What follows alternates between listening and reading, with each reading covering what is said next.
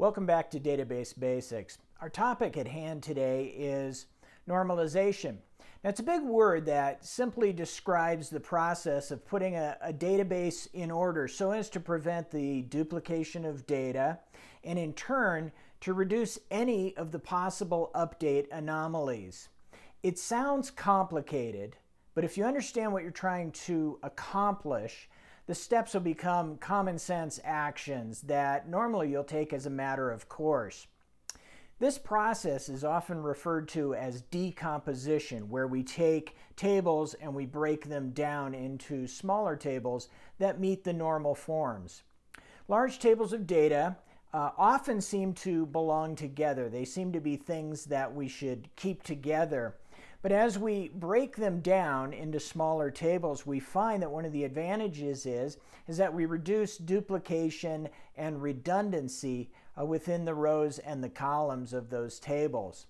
As the tables are broken down, they're tested against design rules called normal forms. There are a number of normal forms, but for our purposes, we're only going to go explore as far as third normal form. The ultimate benefit in normalizing a database is found not so much in the design, but in the integrity of the query results, as we talked about in our first lesson together. We'll use a healthcare example as we walk through the process of normalization. So we will look at a patient, their relationship to the hospital, their physicians, and the pharmaceuticals that they take. So if we look at this flat file in front of us as to determine what's necessary in order to put this into first normal form, we see we have a lot of problems with this. First of all, in the flat file, we have brought together separate entities, things that don't necessarily belong together. If we look a little bit closer, we also see that we have duplicate data in there. We have duplicated patients who have had multiple visits.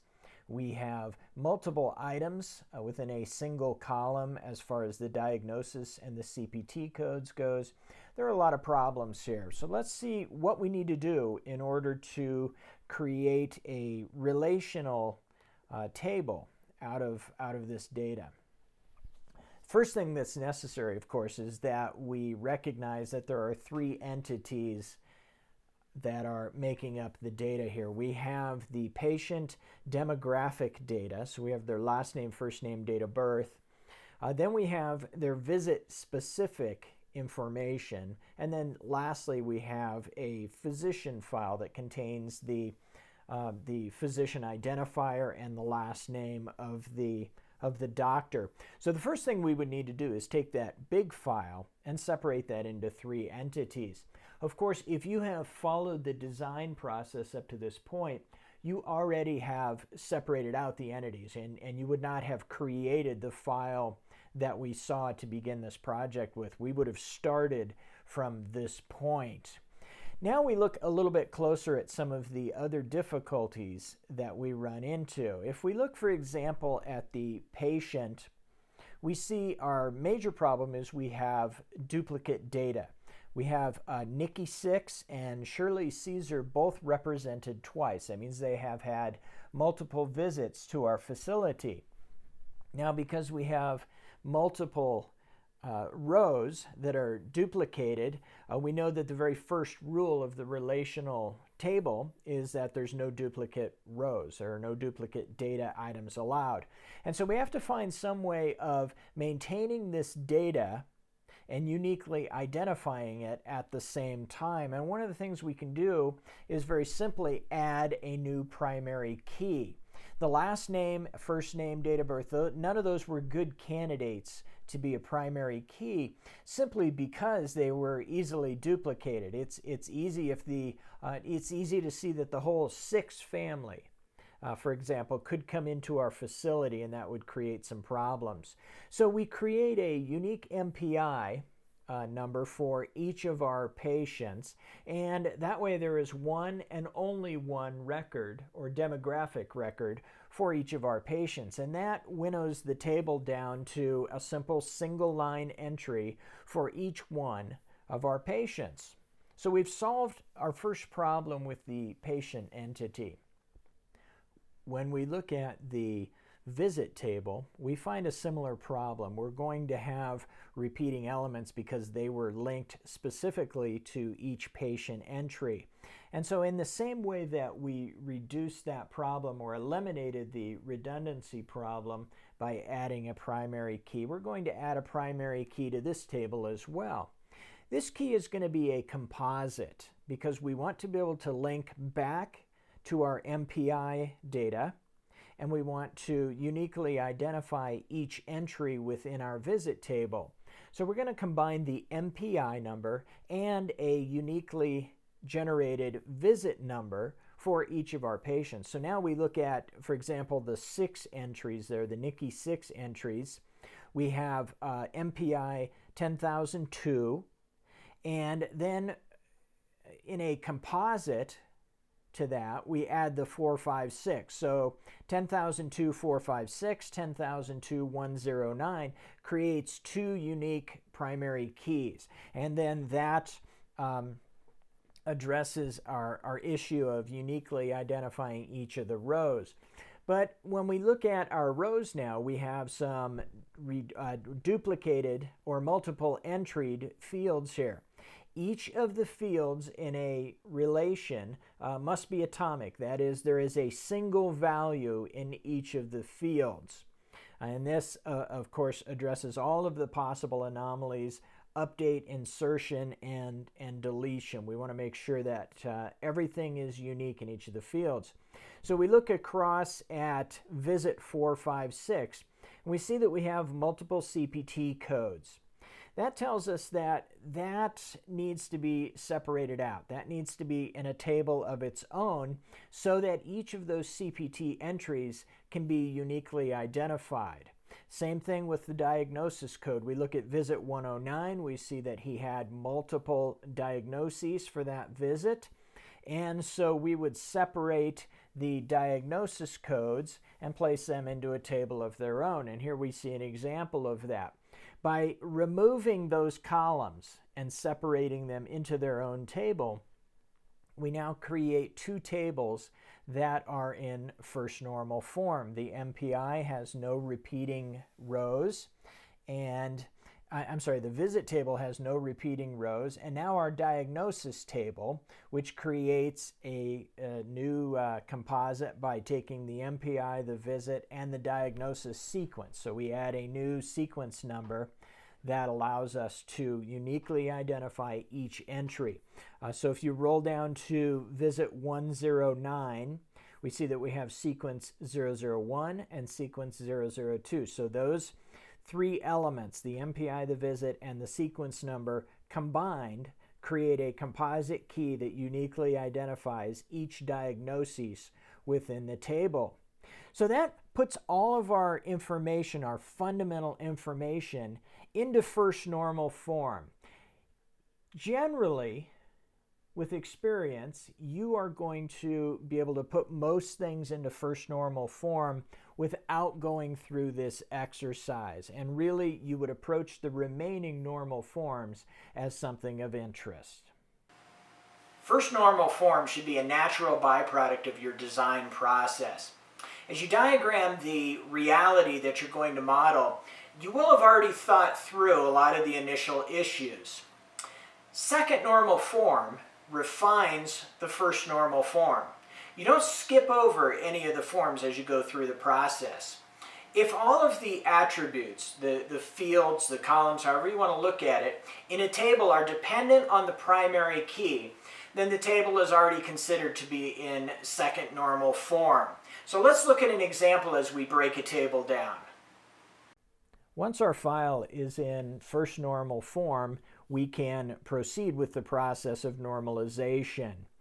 Second normal form is reached when we have removed all partial dependencies within the table. What's a partial dependency?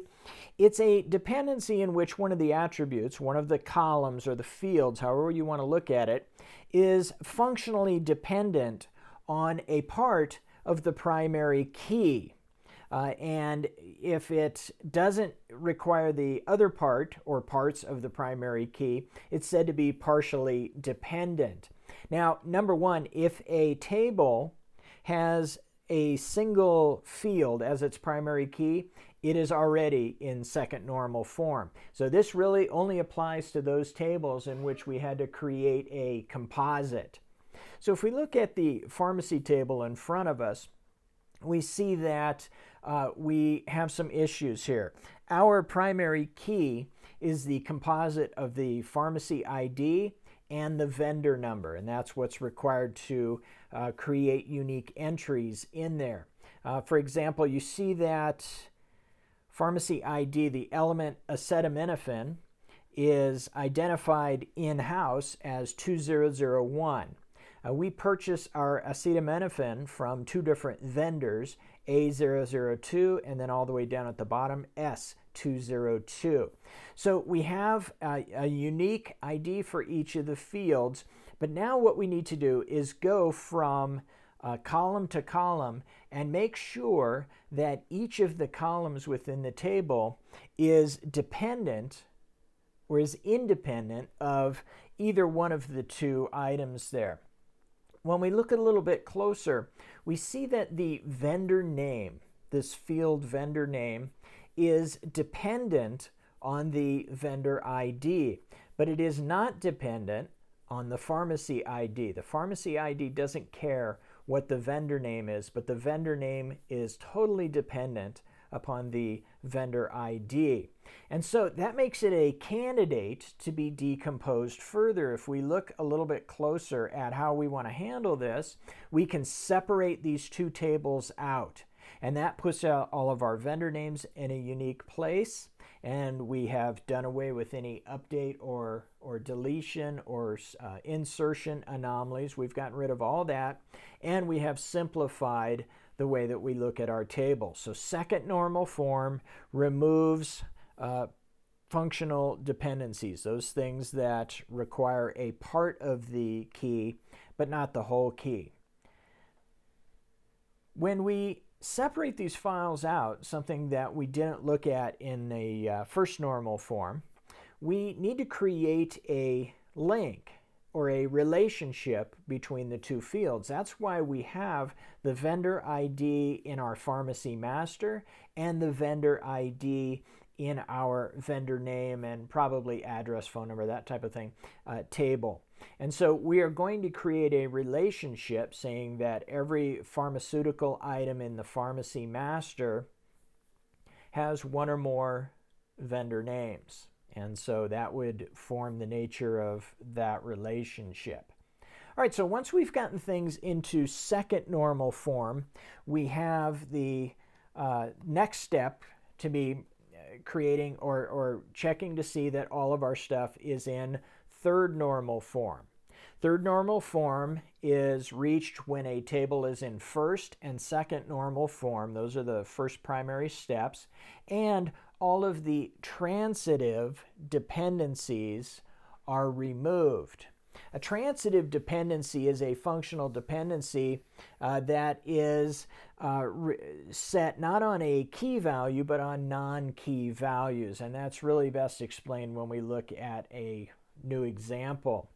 Here we have the reps for our pharmaceutical company and those medical centers, those hospitals that they service.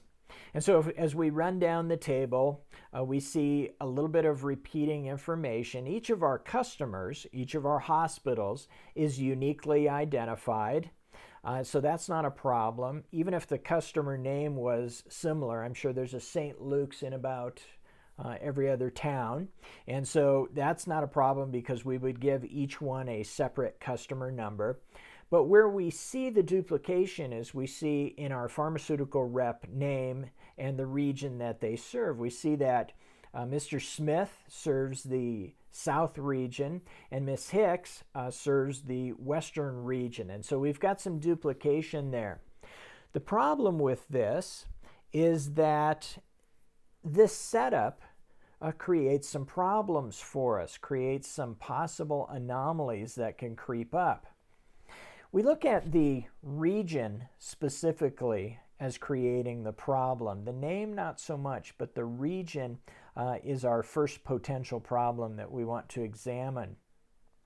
Let's say, for example, that we want to bring on a new pharmaceutical rep.